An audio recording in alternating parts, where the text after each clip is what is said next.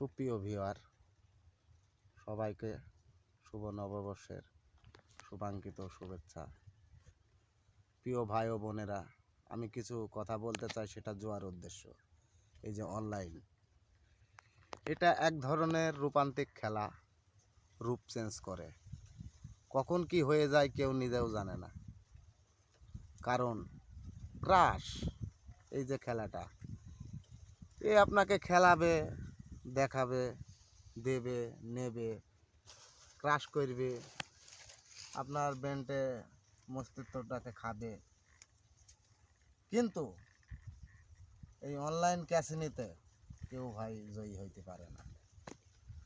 আমি আমার জীবনে প্রায় 4-5 লক্ষ টাকা এই অনলাইন ক্যাসিনোর জগতে হারিয়েছি।